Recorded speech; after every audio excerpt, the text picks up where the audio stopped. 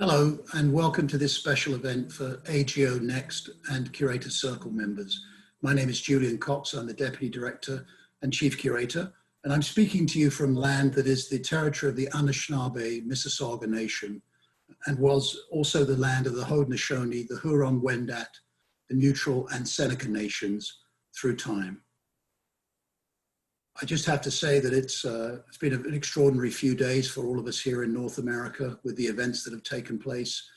And we were in actually two minds as to whether to go ahead with this afternoon's broadcast, but we felt it was important to exchange as colleagues around the issues of the day and to really discuss how we might move forward as an art community collectively. I want to also say that the protests across North America in response to violence against Black people and anti-Black racism are a stark reminder that our society has a long way to go to be fair and just. We want to let you know that we stand in solidarity with Black communities, and we say to them, our hearts are with you. Here at the AGO, we will move our social media platform to feature works from our own collection by artists that focus on social justice themes and issues. And we'll also continue to ensure that our programming has a strong focus on these topics in the coming weeks, months, and years. I feel especially privileged to welcome a great colleague from the Metropolitan Museum of Art this afternoon, Dr. Sylvia Yount, who has been at that institution since 2014. She is the Lawrence A. Fleischman Curator in charge of the American Wing. She has held important curatorial leadership positions at the Virginia Museum of Fine Arts in Richmond, Virginia, at the High Museum of Art in Atlanta, Georgia, and at the Pennsylvania Academy of Fine Arts. She's organized major exhibitions of important artists in American history, such as Cecilia Beaux, Maxfield Parrish, and done major projects on American modernism and related topics with a particular focus on women and artists of color in both regional and national contexts. She holds an MA and a PhD from the University of Pennsylvania and a BA in Italian from New York University. And she's lectured and published widely in our field. So I'm really feel very grateful to be able to welcome Sylvia here to Toronto to speak to some of our closest patrons and supporters. She's going to present for 15 or 20 minutes or so. During the course of the presentation, by all means, use the Q&A function at the lower left corner of your screen to pose her questions or place some comments there, and I will field those towards the end of her talk. And then Sylvia and I will engage in some discussion and take your questions. So without further ado, I turn it over to Sylvia. Thank you, Sylvia, and welcome. Thank you, Julian. It's such a pleasure to be with you all. I wish I could see all your faces on screen, your curator circle, especially at this troubled time. As Julian referenced, it's just been such a horrific week in the US. I don't need to reiterate everything that's going on. You're fully aware of it. It does remind me, though, of just makes me think about what is the role of art and art museums in society, and certainly reinforces, I think, all of our need to continue to build communities, to strengthen communities, through sharing works of art that, yes, of course, give us great pleasure and solace, but also really force us to look at the difficult histories and tell more truthful stories about our histories, the past and present. So I'm really grateful to be able to be with you tonight to talk a little bit about the work I'm doing at the Met and many of my colleagues are doing to help advance that. I think we'll get started with sharing some images.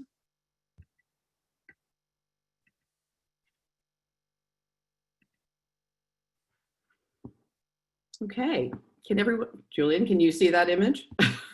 Thank you. Yes, indeed, loud and clear, Sylvia. Thank you. As Julian knows, as a specialist in late 19th and early 20th century American art and culture, I've long focused attention on some of the lesser known or underrated men and women artists and artists of color who I feel like have been kind of erased or left out of the so-called art historical canon. And I've done this really in an effort to reconsider and reframe that canon by thinking about the texture and the diversity that's added when we look at a broader array of works and figures. And I brought this commitment to the Met in 2014. This rallying cry by Holland Cotter that you see here on your screen appeared in the New York Times roughly about 5 months after I arrived there, and it really galvanized and resonated with me in terms of what I hope to do with my colleagues in the wing. And 5 years later, I am very pleased to say that our collecting focus and programming has truly evolved to be far more expansive and inclusive, and our efforts are ongoing, of course. I'm not sure how many of you are all that familiar with the American Wing, so I thought I would give you a little bit of background and situate it in the other departments, within the other departments at the Met. We are one of 17 curatorial departments and the only Western collecting area to regularly blend so-called fine and decorative art throughout our 75 galleries, which is it adds up in a sense to a broadly defined American art museum within a global institution, and it's a real privilege to work in such a place. The American Wing was established in 1924 in the midst of a popular colonial revival zeitgeist that was sweeping the country, that valued both ancestor worship and, importantly, the Americanization of newly arrived immigrants. And some of you may know that 1924 was also the year in which the US limited the number of immigrants entering the country. And it was also the year that Congress granted Native Americans the right to vote, so kind of a critical year.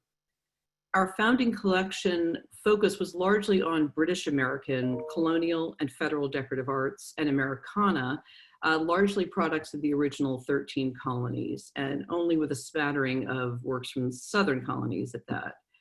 So mostly a Northeastern collection.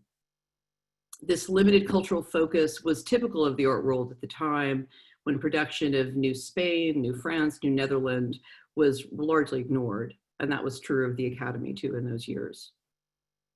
The Met was collecting contemporary American painting, sculpture, and works on paper from the time of our founding in 1870, but those collections were actually held in different departments at the Met and shown really in the context of just European art. So American art was deemed a bit more provincial in those years. The wing was also established with very clear didactic aims. And that was to emphasize and celebrate the ideas of Americanness, again, of a very British American focus, as well as issues of cultural nationalism. And again, this was very typical of the 1920s in this country. And this was an approach that one might argue endured through about 1980, which was the time when greater emphasis was paid to a greater variety of objects, particularly from the more eclectic and cosmopolitan 19th century.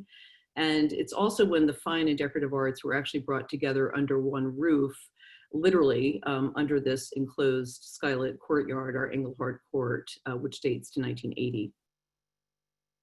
The American Wing's collection of some 20,000 objects, dating from roughly the late 17th to the early 20th century, has often been termed encyclopedic. But we all know that no one museum can fully comprehensively tell the story of any one region, much less a continent. And up until a few years ago, it would have been far more accurate to think of the wing as representing the art of the United States. What most would term Canadian art, I'm embarrassed to say to this audience, is sadly non-existent in our collection, with the exception of a few artists who were actually born in Canada, but made their career in the States. Well, our mature, actually, I'm going to give you, oh, there we go, just to give you a little something new to look at. While our mature holdings feature many textbook examples of American art, for example, Emanuel Leutze's epic Washington Crossing the Delaware, which is featured here, I believe they take on even greater significance and complexity and interest, really, when juxtaposed with more diverse array of objects, particularly by women, made by women and artists of color, that, as you know, have not always been valued or embraced by major museums in the past. And as the Met marks its 150th anniversary year, this is actually an image representing an exhibition that has not yet opened. It was due to open right before we closed the museum on March 13th. And we do hope to open it when we return, ideally later in August. But during this anniversary year, the American Wing, alongside other departments at the museum, are much more intentionally addressing these absences in our collection and experimenting with ways that we can reckon with these difficult histories. For example, how do we talk about enslavement, just one of America's original sins? How do we talk about enslavement in an art museum where narratives really should come directly from the objects? And the answer, I believe, is to think more creatively about material culture. And this is what we're doing in our Civil War and Reconstruction Eras and Legacies gallery, which encapsulates our current approach to display and interpretation in many ways. This gallery previously featured the most representations in our collection of African Americans as subjects. For example, iconic canvases by Winslow Homer, painted in Virginia both during and after the Civil War, but no work by artists of color. And that's now changed due to a number of strategic acquisitions, particularly this monumental stoneware jar by the enslaved South Carolina potter and poet David Drake. And as you can see in this image, it's displayed between two different representations of the radical abolitionist John Brown, whose unsuccessful raid of a federal armory in Virginia in 1859 in order to outfit an insurrection of enslaved men really was the spark for the Civil War. The painting at left is an image of Brown painted by the Philadelphian Thomas Hovenden, a late 19th century image that presents Brown as the martyr going to his execution, surrounded by many figures of color. And at right is the mid-20th century Kansas artist, John Stuart Curry, often termed a regionalist artist, and his full-scale sketch of John Brown for his mural in the State House in Topeka, Kansas. And it depicts Brown as a violent freedom fighter during the Bleeding Kansas campaigns of the 1850s, fought over the extension of slavery into what was then the new state of Kansas. So these two works really reveal, in fascinating ways, Brown's complex legacy and how it shifted over time from the late 19th century to the mid-20th century. And this display also allows us to share for the first time multiple narratives about the Civil War and Reconstruction periods in a dialogue between fine and decorative art. Previous to the display of the Drake, we only showed so-called fine art in this gallery, paintings and sculpture, as well as a conversation between historical and modern, the Hovenden and the Curry, and by Black and white artists from the North and South.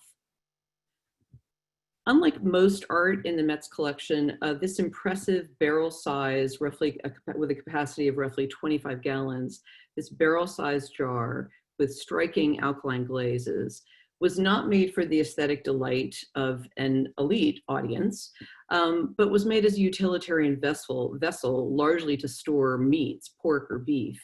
And it was likely intended to store that meat for an enslaved population, enslaved workforce in a plantation economy.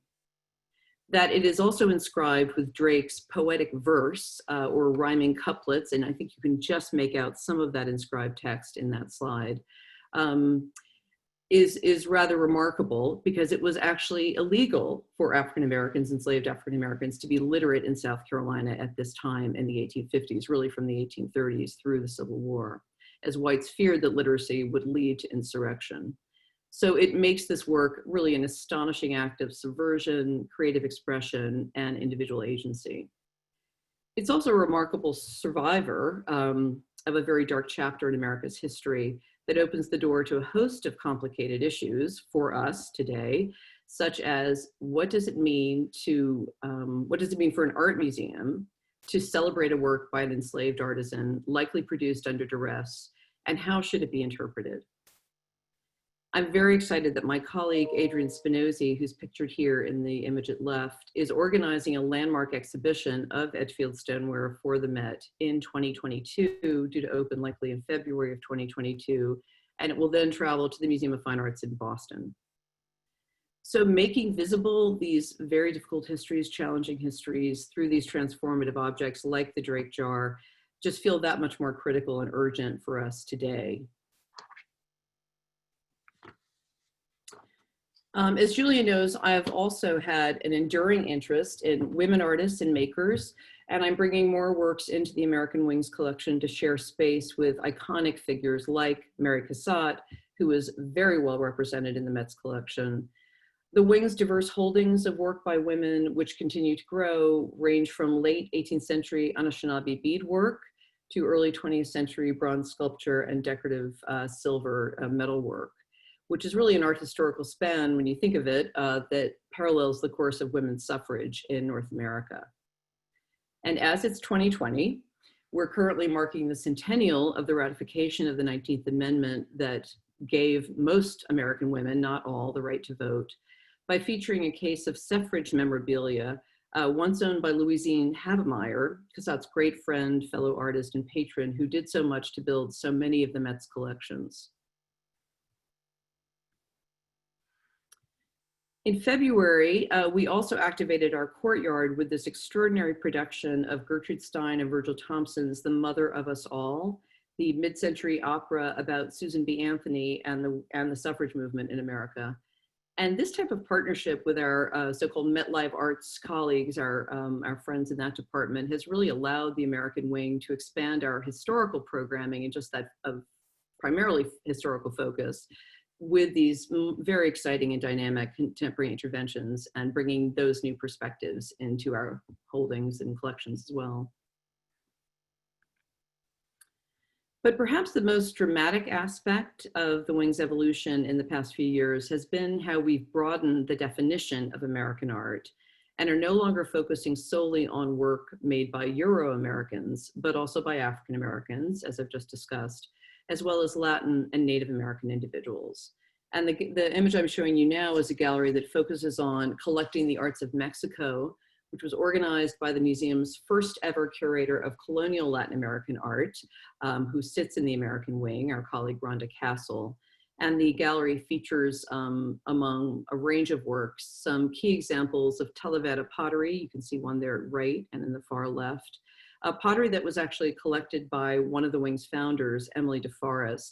And there was a great interest in telling a broader hemispheric story about American art, I would say, at the beginning, in our early years, a focus that wasn't necessarily pursued by later curators and directors. Some of you may have heard about the 91 promise gifts from Charles and Valerie Diker of historical Native North American art that debuted in the Wing in the fall of 2018 in the Art of Native America installation. And this is an ongoing display that continues to evolve with different rotations of light-sensitive material. And it was a very important installation for us, and then it marked the first time that Indigenous American material was shown in the context of a primarily Euro-American department, that is the American Wing. Previous to this moment in 2018, the small collection of Native materials that the Met owned was actually shown in a kind of small footprint gallery in the Arts of Africa, Oceania, and America, which is how a lot of museums in this country have shown and treated historical Native American art. The Dikers collection represents all major art forms of Indigenous artistic production from more than 50 cultures, and most dating from the late 18th to the mid 20th century, and has particular strengths in woodlands and Southwest material, which I'm showing you here. Now, as the Met had never had a full-time curator of Indigenous American art on staff, something we will soon be rectifying, I'm very happy to say, guest curator Gaylord Torrance, a senior scholar at the Nelson Atkins Museum in Kansas City, worked with us on the installation with our staff, and also a very important, I would say critically important, advisory committee of both Native and non-Native experts from outside. And working with this committee was particularly gratifying for me. It was an extraordinarily instructive process and just really so valuable. And it's, in fact, the only way I really want to work now. A lot of our projects are actually building these advisory committee and conversations into the formative stages of planning. And it really clearly led to a stronger presence of Native voices throughout the installation, including a land acknowledgement. I was so pleased to hear. I know this is much more common practice in Canada with First Nations acknowledgement than it certainly is in the States. And it was the first acknowledgement for the Met. We're also working on getting a larger statement at the entrance to the museum that we hope will be happening soon after our return. And then we also developed for this project a label initiative, as it were, that we termed Native Perspectives. And this is something for which we invited contemporary Indigenous artists, scholars, and tribal leaders to respond to some of the better known representations of Native subjects by Euro-American artists in our collection, some problematic ones at that. And all of this material, I should mention, is available on our website under the Art of Native America heading, a full checklist of the objects, labels, and this whole program regarding the Native perspectives. The addition of Indigenous American art to the wing, to the American wing, is allowing us to not only feature this distinctive production in a very focused way in terms of the Diker display and the Art of Native America, but it is also allowing us to further explore the entangled histories of contact and colonization from both Native and Euro-American perspectives, and African-American perspectives, by putting these works from various cultural traditions into conversation. And for example, I wonder how many of you, if you've noticed this in the Leutze painting, depending on how familiar you are with it, at the far right, you can see a figure bedecked in native woodlands regalia, including a shoulder bag that's very suggestive of an example in the Diker collection. And I hope that's clear from this constructed slide. And such a detail like this in the Leutze, such a well-known and well-studied painting, really opens up these dialogues between native and non-native worlds. And in fact, the Mohawk artist Alan Michelson offered a very powerful perspective on this painting and the myth-making aspects of this painting in the context of Indigenous history in his Native Perspectives label.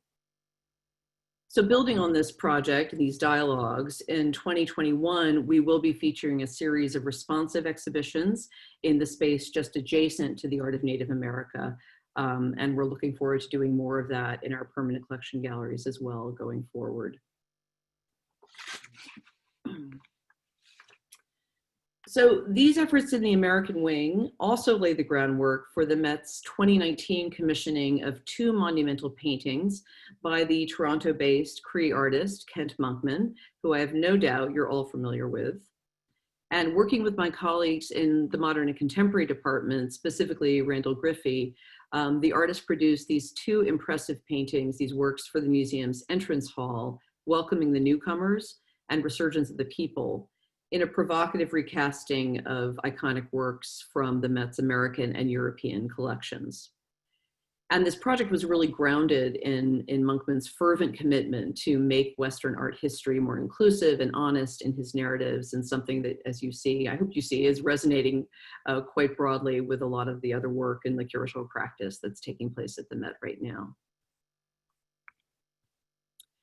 Now, I realize that Monkman's work has been much in the news lately, especially in Canada, with the issue being raised of who are his paintings ultimately for, native or non-native viewers. And speaking for myself, as a Euro-American museum professional with a deep conviction in the social role of art, I'd say they're for everyone, which is how the works are certainly presented and understood, interpreted at the Met. And this was affirmed, I would say, by the huge turnout of Indigenous artists and scholars and leaders, as well as a large non-native audience at the performance by Monkman's two-spirit alter ego, Miss Chief, that marked the installation opening last December, which was really, I think, an inspiring and revelatory experience for many. And if you're interested in learning more about the Monkman project, I would direct you again to the Met's website. There are some wonderful videos featuring Kent and Miss Chief, as well as some really ruminative thoughts about what it means to, decolonize an institution that's grounded in colonial history and cannot really ever maybe fully be decolonized, but maybe decentered in certain ways.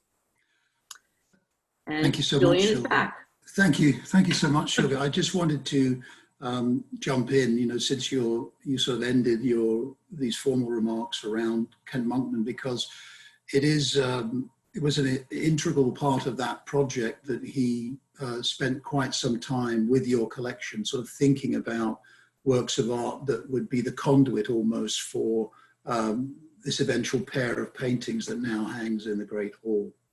Absolutely right. And I think you can see the reference in this work, The Resurgence of the People, is the Leutze, Washington Crossing the Delaware, which has been reinterpreted by countless historical and contemporary artists throughout time, but not quite with this extraordinary input and perspective from Kent, not quite this way.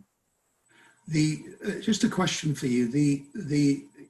you sort of characterize this sort of really quite transformative period of 5 or 6 years that you've been at the Met now, thinking about the way that you want to tell the story of American art within a certain footprint, within a very large encyclopedic museum. Can I just ask you, this sort of unfortunate pause we're in at the moment based on the public health crisis, the global public health crisis, how has that maybe changed or recalibrated the way that you might be thinking as the curatorial leader for this initiative? Have you started to think about what you're doing in a slightly different way based on this particular moment? Well, I think the biggest challenge is that we can't be together, in that space to continue to think about these issues. And many of the projects that I mentioned, for example, the Edgefield Stoneware project, these are works well underway. We're starting to find ways to share information about those projects while we're away from each other and at home. So whether that's through virtual events and having curators talk about recent acquisitions, blogs, Instagram posts, we're trying all of those different things. Unfortunately, there was a wonderfully resonant and relevant exhibition that we were supposed to open last night, June 1st, and that was this extraordinary project of Jacob Lawrence's Struggle series, a traveling exhibition that was organized by the Peabody Essex Museum in Salem, for which we were supposed to be the second venue. And this is a collaboration between myself and actually Randy and Mod Khan, who really initiated the Monkman installation and commission. And we are very hopeful that we will be able to bring that show back to the Met, if not this fall, at the end of the tour. It's an extraordinary series. And Julian, I know you know something about it, but a series of 30 small-scale panels that Lawrence produced, Lawrence being one of the leading African-American artists and modernists, full stop, modernists working in America from the 40s through the 90s. An extraordinary series of works that really was his American epic, his recasting and rethinking who was left out of the American narrative by using both canonic scenes of Paul Revere and Washington crossing the Delaware, but telling stories about, again, people of color and women in the 1950s when public history wasn't even the norm. So it's a really, really important and powerful series, and we're just so saddened that we can't have it on our walls right now. But we feel like it's such an important project. We want to make sure that we have it at a time when the museum is open to all and that it can be shared and be accessible to everyone. Yes, so that's I think a personal upset that I have that we can't be sharing that collection and that work right now. Yeah, I mean, I think we're all having to, I say all major institutions having to make those kinds of adjustments. There's a comment from one of our listeners saying that it's great to see the changes that Met has made to collecting and presentation narratives. Is there something you have yet to implement that you see as critical to furthering the mission of inclusivity? I do. I think, staffing is an important part of that, of course. And as we know, the museum profession is largely white. More and more women, of course, and I'm happy to say in my department, the American Wing, with 10 curators, we're all female. We do have some wonderful male colleagues in the department who are our technicians, our art handlers, but all the curatorial staff and all the administrative staff are women, as are most of the collection staff. And I've never had that experience before, having worked with Julian and other wonderful colleagues in other institutions. It's been a really interesting shift for me to think about what does that mean to, come together, all different, very different women, obviously, but it's a different dynamic. We're looking forward to bringing more of that expertise. As I mentioned, the Native American expertise. We're so lucky to have a specialist, a Hispanist, a curator of colonial Latin American art, who just brings a very different perspective to all of this work and thinking about how we're defining, again, American. There are always more works to bring into a collection to help us advance these stories. And we're just trying to be very, very strategic and selective about what those objects are. And I think the Dave Drake is just an excellent example. Yeah. How one object can speak in so many extraordinary ways and resonate just wonderfully. Absolutely. One thing that struck me as you were presenting your narrative of what you've been doing at the Met is sort of the breadth of narratives that in American art that you're thinking about and trying to address. And you've worked in such interesting different cities in North America, in Philadelphia, in Atlanta, in Richmond, and now you're in New York, the biggest city in the country. But how has your outlook really been shaped by where you've worked, and how important do you think place is? What is the impact of place on your work as a curator?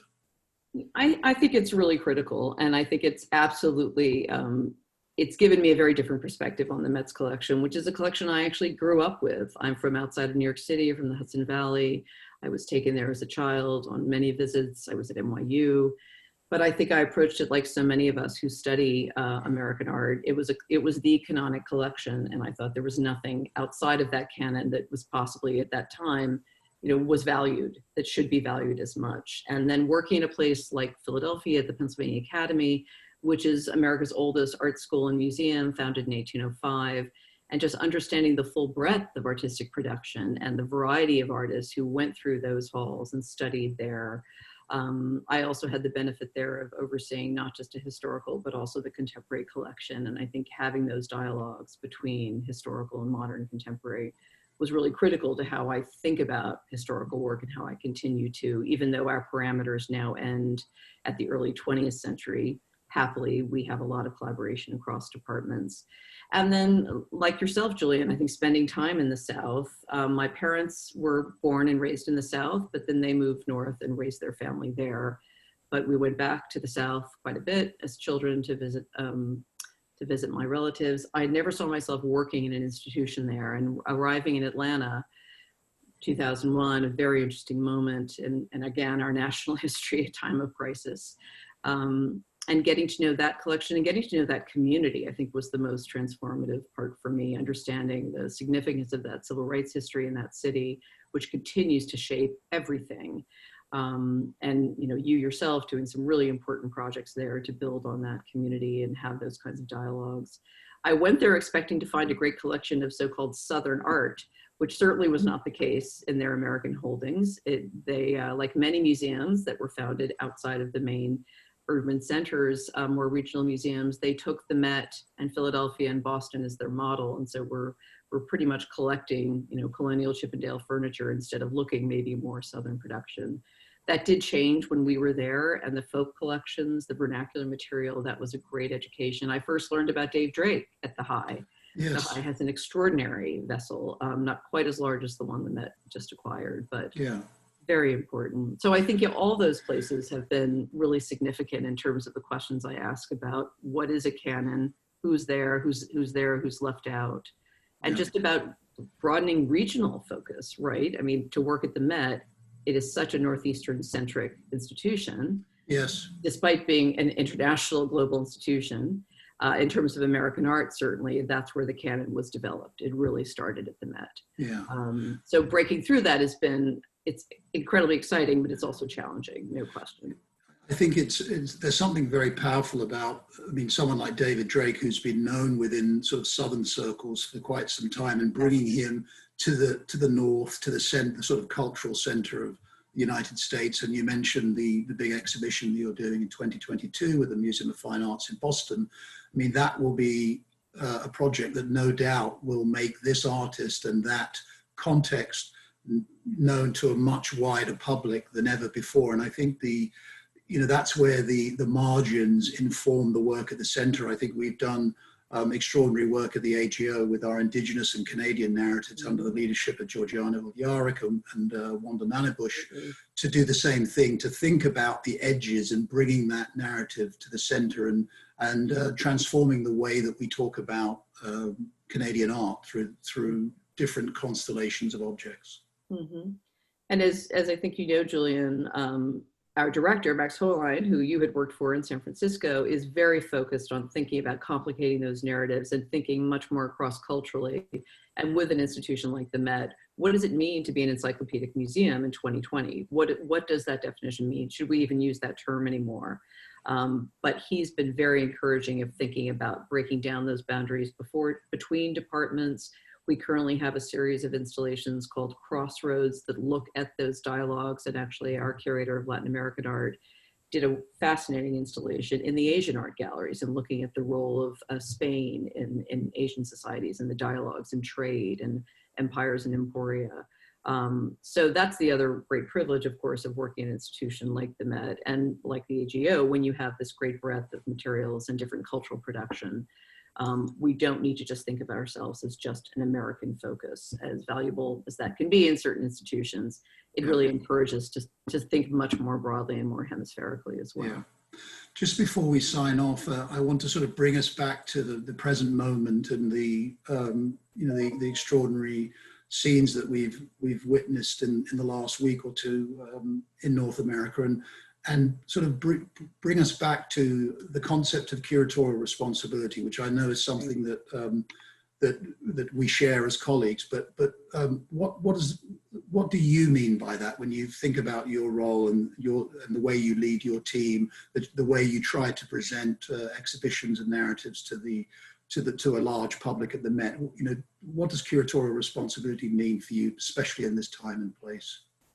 Well, it means a number of things for me, but I would say, I mean, to start with, it means being, in terms of a scholar, being aware of current scholarship and being sure that the presentation of your objects is not fixed in time, but it changes, because those interpretations are always changing, and it's our responsibility to be aware of that new scholarship, bringing in the younger professors and curators and academics, and giving everyone a chance to kind of look at that material with fresh eyes.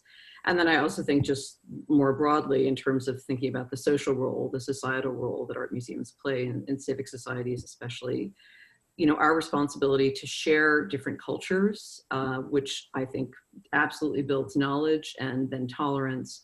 And we're all thinking about museums now as a new kind of public square. I think that's been going on for some time now, and that we're not just places of aesthetic contemplation and solace. We're doing much more work for communities. And part of that is also just the truth telling. For those of us who deal with historical objects, being very clear that we're not just telling these triumphalist, you know, Whiggish linear histories, but really trying to look at those darker chapters and using these very distinctive objects that often are quite beautiful and, you know, aesthetically extraordinary in different ways, but opening the veil, I mean, lifting the veil really with those and kind of digging deeper. So I think that the two-pronged approach, kind of being aware of current scholarship and making sure we're presenting a variety of approaches to an object, but also really thinking about the larger role museums play.